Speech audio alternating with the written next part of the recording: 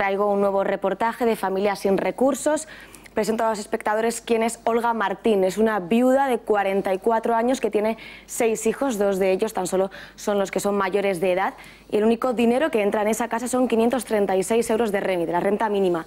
Con ese dinero tienen que pagar facturas, agua, luz, colegio, comedores, ropa, comida. Tienen que alimentar 7 bocas. Me comentaba Olga el día que estuve con ella en su casa que debe una factura de 280 euros de gas y que es inminente que se lo corten y por lo tanto también el agua caliente. ¿Qué me dice con eso? Que va a tener que volver a calentar agua para ducharse, para duchar a sus hijos y de hecho había tenido que dejar de hacerlo porque una de sus hijas se había quemado las piernas, pero que va a tener que volver a ese proceso para poder ducharse con agua caliente. También me decía que el año pasado una de sus hijas pequeñas tuvo que ir al colegio todo el año sin libros porque no podían costeárselos.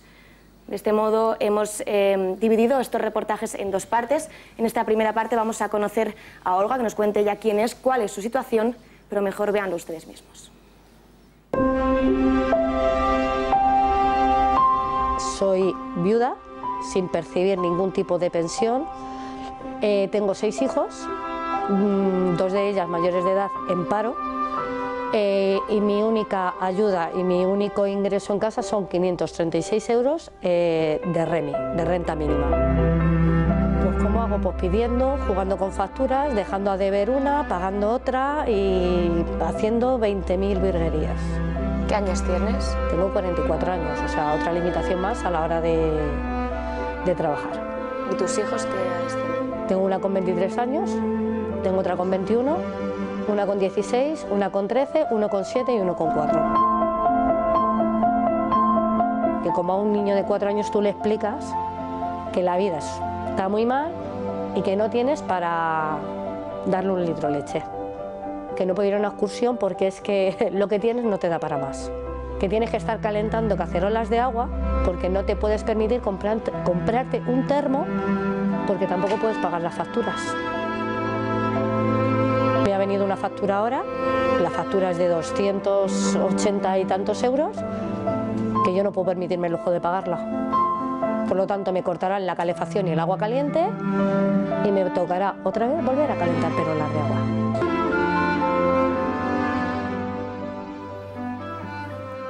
Menuda situación. Patricia, comentábamos, es viuda, ¿su marido de qué murió? Un accidente. Murió de accidente su marido o su pareja, lo digo porque también era el asunto de la pensión de viudedad.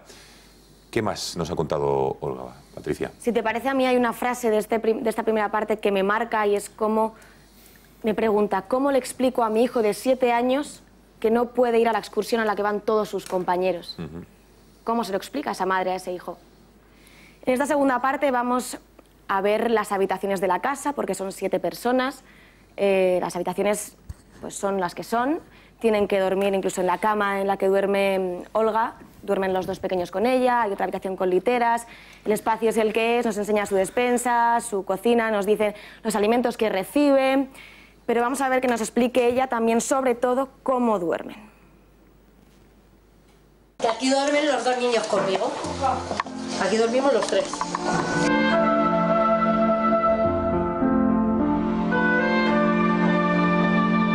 Yo suelo decir, dormimos vestidos, porque tienes que acostarte con unos calcetines, te tienes que acostar con un buen pijama, te levantas con dolor de cuerpo, porque como te empiezas a echar ropa, cuando te levantas que parece que te han dado una paliza. Aquí no tengo luz, porque se ha quemado el casquillo y no... Si pago, no como, si como, no pago. Mira mi cisterna, está muy bien porque no tengo tirador, va con un cordón. Porque aquí hay Cáritas, claro, sí, te ayudan, a lo mejor te dan 1 kilo de lentejas. ¿Qué haces con ese kilo de lentejas? Si no tienes una triste patata, un cacho de chorizo, no tienes nada para echarle. No tienes ingredientes. Hoy tocan lentejas a lo pobre. Hay veces que te da por pensar cosas muy malas. Entonces ya piensas lo que tienes. Entonces yo ya últimos recursos que me quedan, últimas soluciones, dejar de pagar para poder comer. Yo si esta noche no tengo para dar de cenar a mi hijo y tengo 20 euros para pagar un recibo, como comprenderás, yo ese recibo no lo voy a pagar. 536 euros de renta mínima recibe. ¿No tiene más ingresos, Patricia? No tiene ningún ingreso, no recibe ninguna pensión por su pareja, es el único ingreso, tiene 2 hijas mayores de edad, pero están en el paro, está difícil conseguir trabajo, y es que uno de los hándicaps que tiene nuestra protagonista de hoy es que vive en Arroyomolinos, que está en la zona sur de Madrid, no tiene coche, no tiene carnet, tiene 44 años y para ella es un trabajo muy difícil encontrar trabajo, valga la redundancia, y es que si quisiera irse a Madrid, tendría que comprarse, por ejemplo, un abono de transporte que para un adulto, y la zona que es, calculo que serían unos 100 euros al mes. Estamos quitando 100 euros a 500 que tiene para comer, para ropa, para pagar colegio. Jorge, en este caso, la electricidad, el gas, debería ser, bueno, es un bien básico, y en este tipo de casos, antes has dado el dato del 10%, ¿qué hace el Estado? Porque si el Estado sirve para algo es para casos como estos, para facilitar que no lleguen al extremo de que uno de sus hijos se tenga que quemar, como nos ha contado Patricia, con agua caliente, que tengan que dormir con ropa, que tengan deudas y que les vayan a cortar la luz. Bueno, pues en el ámbito energético lo que hay, como digo, solamente hay una solución para la electricidad. En el resto no hay ninguna. No hay ningún tipo de apoyo, ni en el gas, ni en el butano, ni en el caso del gasoil, en el caso de que lo tuviera, ¿no?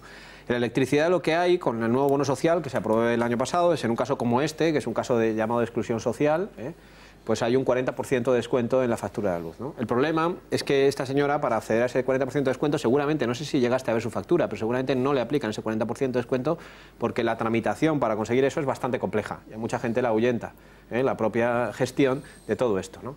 Y además se puede llegar a un 100%, ¿vale? O sea, es decir, de no pagar nada del recibo, pero eso requiere ya el apoyo del Ayuntamiento de la Comunidad Autónoma, Es decir, si lo que viene a decir el Estado es yo te llego hasta el 50%, sí, la Comunidad Autónoma y el Ayuntamiento llegan al otro 50%, ¿no? Y eso ya, la coordinación entre Ayuntamiento y Comunidad Autónoma para que cada uno pague el 50% del Estado se nos antoja casi imposible en la España en la que vivimos hoy, ¿no? Por lo tanto, en una situación como esta, suponiendo, ya digo, que conociera los trámites y conociera la forma de entrar, el otro día en otro programa de televisión entró en directo una señora con un problema similar, que lo que pasa es que además su marido estaba conectado a una máquina que no podía desconectar y le tuve que decir yo la solución. Y me dijo ella en directo, me dijo, pues menos mal que estabas tú en el programa porque nadie me ha dado esa solución, yo no conocía esto, que es el primer problema.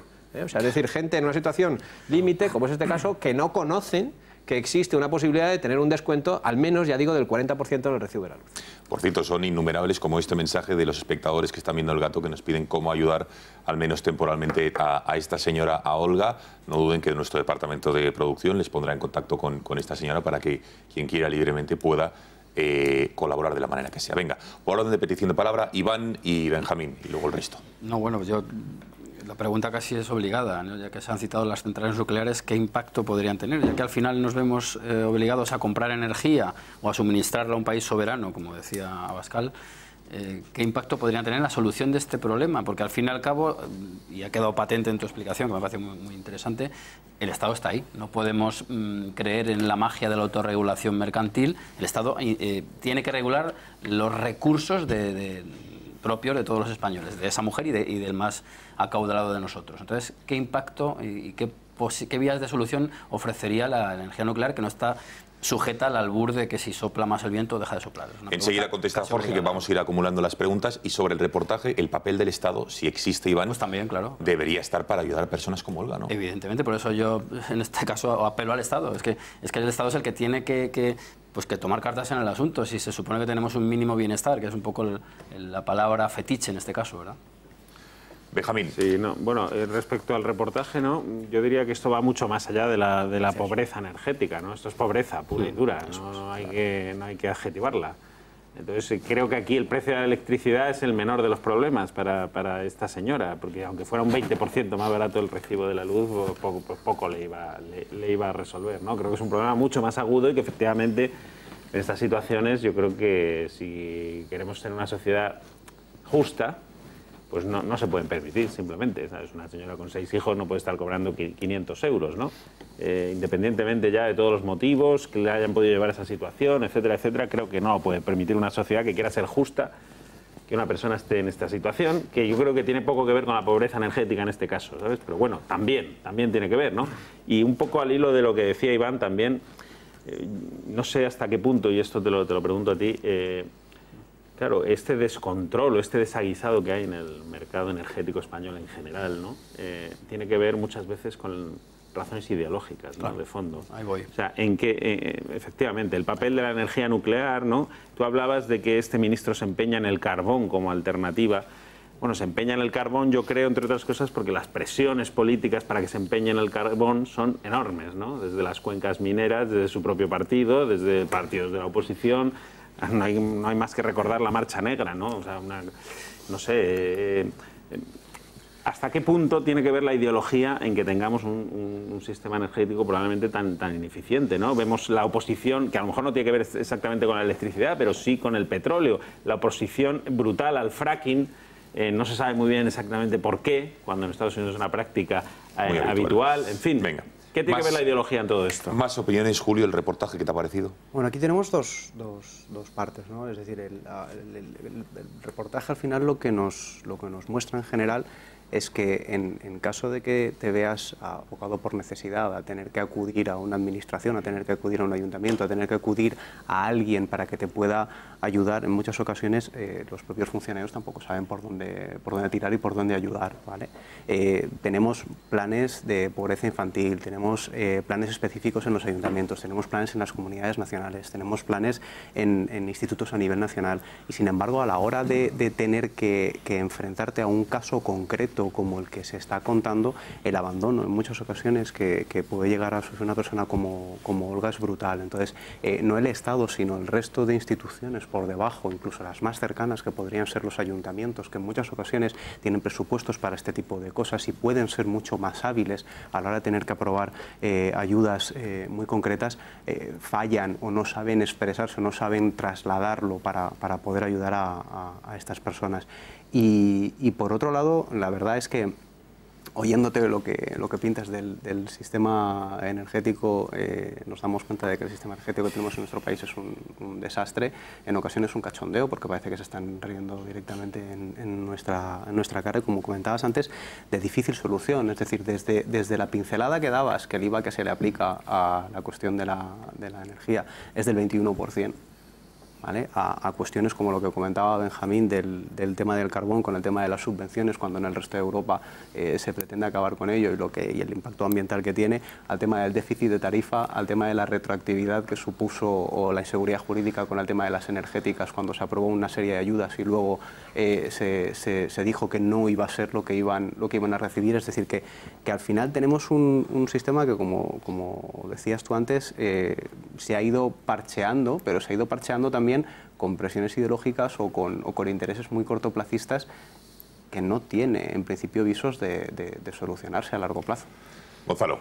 Sí, bueno, a mí la primera reflexión que se me ocurre con este tipo de cosas, siempre ponemos la mirada en el gobierno, si le corresponde. Hablas de lo de Olga, digo, el caso de Olga. Sí, este tipo de casos, ¿no? De situaciones de familias pues, que tienen en medio de estas dificultades, pero a mí me gusta mirar también a las empresas, ¿no? Y preguntarme por qué al menos yo no lo he visto durante toda la crisis económica, que las empresas hayan hecho, no es su responsabilidad gobernarnos, pero un esfuerzo por conocer a sus clientes. E incluso también, no sé si incluso como una propia campaña de comunicación o de algo, que Iberdrola diga, oiga, si usted tiene algún problema, llámeme y vamos a buscar una solución. No sé, hace 2 días yo vi como prácticamente todas las empresas eléctricas de este país pues gastaban dinero en poner páginas completas de publicidad en los periódicos para felicitarle el cumpleaños al rey, lo cual cuesta un verdadero dineral. No sé, me gustaría que vivir en un país donde una de estas empresas pues habrá una sección para casos complicados y que puedes llamar directamente a tu empresa y decir, mira, esta es mi situación, y pactar algún tipo de relación, ¿no? Cuando hay problemas da la impresión de que las empresas dicen, bueno, esto es el Estado. No sé, esa frase que usó el otro día Rodrigo Rato en el Congreso, lo de es el mercado amigo, ¿no? Bueno, sí, es el mercado amigo, pero es que somos todos los seres humanos. Es un mercado, un sector estratégico y los beneficios multimillonarios que se llevan las empresas, los presidentes y consejeros delegados de estas compañías, mientras ocurren casos como esto, es un auténtico escándalo. Ahí exactamente es a donde voy. Quiero decir, es un sector que no veo yo que tenga grandes problemas para obtener pingües beneficios año tras año. Y simplemente, no sé, yo si participase de algún modo, no sé, o tuviera una opinión para asesorar a alguien, diría, oye, ¿por qué no ponéis en el presupuesto del año como un valor de la compañía la apertura de un departamento para tratar este tipo de casos y que tengáis una propia política? No sé, me gustaría saber qué piensa el presidente de Iberdrola del caso de Olga. Me gustaría también trasladar las preguntas a las propias compañías. Y quiero hacer una pregunta a nuestro invitado. Antes planteabas que, bueno, en un programa de televisión le diste una clave a una persona para poder pedir un descuento. ¿Hay alguna manera para que alguien como Olga pueda evitar un corte del suministro? ¿Hay algún tipo de recurso donde esto que todos hemos visto, ¿no?, que nos parece a todos, creo que toda la mesa está conforme, que 6 hijos en estas circunstancias, 500 euros de pensión, bueno, pues que cortarle la luz a esta señora y a esta familia es una barbaridad? ¿Hay alguna manera para evitarlo? Última reflexión sobre el vídeo que todavía no había hablado Santiago Abascal. Bueno, yo creo que estamos mucho más allá de la pobreza energética. Estamos en un caso de pobreza en todos los sentidos y la factura de la luz, más elevada o menos elevada, en este caso no solucionaría un problema verdaderamente grave. Y en España hay muchos más problemas de esta naturaleza que quizá muchos son solucionados no por el Estado, sino por la propia comunidad, por la familia, que en estos momentos pues, ha sido un gran soporte ante situaciones pavorosas de crisis. No digo de los millones de españoles que tienen dificultades para llegar a final de mes y están en la última semana o las últimas semanas reduciendo muchísimo sus gastos, incluso llegan con deuda, sino de gente en situaciones verdaderamente dramáticas. Bueno, aquí cada uno hace una reflexión sobre cómo se podría resolver. Yo quiero aportar otra distinta, ¿no? Yo creo que es el Estado el que tiene que responder, no es una responsabilidad de las empresas, en la medida en que las empresas son también en esto, por la inseguridad jurídica, un poco víctimas de la actuación del Estado.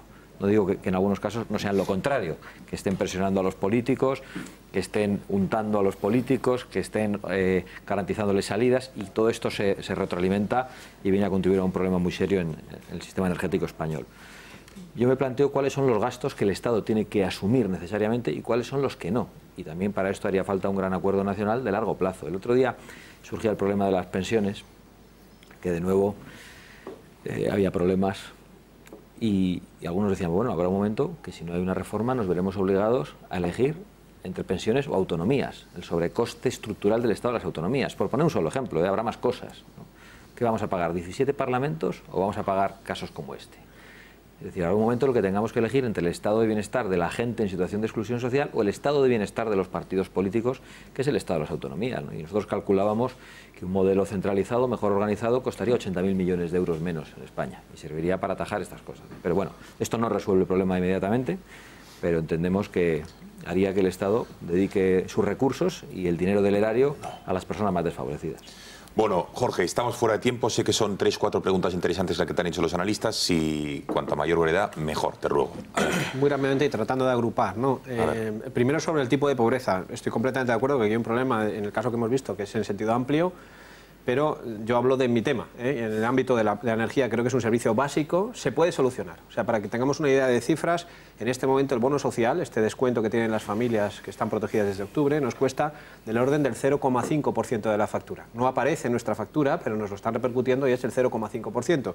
Yo estoy absolutamente convencido que si en vez del 0,5 fuera el 1, la inmensa mayoría de los españoles estaríamos de acuerdo, aunque apareciera explicitado, ¿no? Siempre y cuando, ojo a lo que voy a decir, ese 1% tuviéramos garantía que realmente se está destinando a las familias con problemas. Lo digo porque en una reunión que tuve con el director general de Energía de la Comisión Nacional de Mercados y Competencia el año pasado sobre estas fechas, antes de que se aprobara la normativa del Gobierno, él dijo que calculaba que 2/3 partes del bono social se estaban destinando a familias que no lo necesitaban. Ojo. O sea, es decir, aquí hay un doble problema. En primer lugar, hay muchas familias que no acceden a ello, no, por diseño, por cómo estaba diseñado el bono social. Y otro problema diferente es que hay gente que está disfrutando del bono social sin necesidad realmente de tener ese bono social. Dicho esto, pobreza energética. Habláis de ideología en el recibo.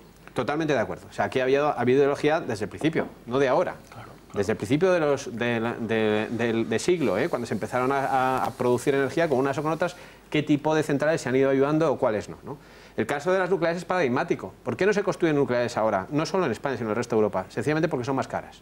Dices, hombre, ya, ¿Son más caras en qué nivel? Ahora mismo una central nuclear, la única que está en construcción, ya veremos si se construye, está en diseño en el Reino Unido, está del orden de 120 euros el megavatio hora. La energía solar está por debajo de 40. ¿Vale? Entonces tú me dices, ya, pero es que esta está funcionando todo el rato. Dice, ya, pero es que a mí me da igual que esté funcionando todo el rato o que solo funcione cuando haga sol. A mí lo que necesito es que la energía se adapte a cuando yo le voy a dar el interruptor. Y ninguno de las dos lo cumple. ¿Vale? Por tanto, es tan malo ser inflexible porque no estoy siempre disponible como estar siempre a piñón fijo, que es lo que hace la nuclear. Así que no es una solución. El tema ideológico se resuelve de una forma muy sencilla ahora mismo, que es haciendo números, que es muy sencillo. Escoger y decir, mira, yo voy a plantear un mix, que llamamos energético, que es tanta solar, tanta eólica, tanta nuclear, tanto y tal. Y esto me da un precio, uno. Planteo otro diferente y me da otro. Entonces los ingenieros sabemos lo que es optimizar un sistema. Y se calcula con los precios actuales cuál es el sistema óptimo. Y se puede llevar al Parlamento y decir, mire, este es el sistema óptimo y aquí no hay ideología. El precio más barato se da con este mix de producción. Punto. Poco que decidir. Jorge Morales, ha sido un placer, experto en el sector energético, ingeniero y un largo etcétera. Muchísimas gracias por haber estado esta noche en el Gatalagua. Gracias a vosotros. Buenas noches y esperamos poder contar con él en otras ocasiones para seguir hablando de un asunto tan interesante, de un sector estratégico, de un bien básico como es la energía en cualquiera de sus variables. Gracias, Jorge. Hacemos una brevísima pausa de publicidad y regresamos para hablar de la otra gran noticia del día.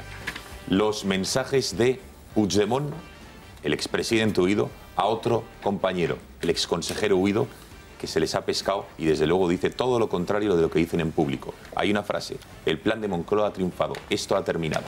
Enseguida lo vemos. Patricia Tenorio, gracias. Gracias a vosotros. Y un fortísimo abrazo a Olga, a toda su familia, y que sepan que han sido muchísimos los mensajes que han llegado aquí interesándose por ella. Les pondremos en contacto a todos ustedes con Olga para que mantengan los puentes de comunicación y de colaboración que estimen oportunos. Así que gracias una vez más a todos los que nos siguen por sus enormes muestras de cariño y de estar con la gente que peor lo pasa. Publicidad y estamos de vuelta.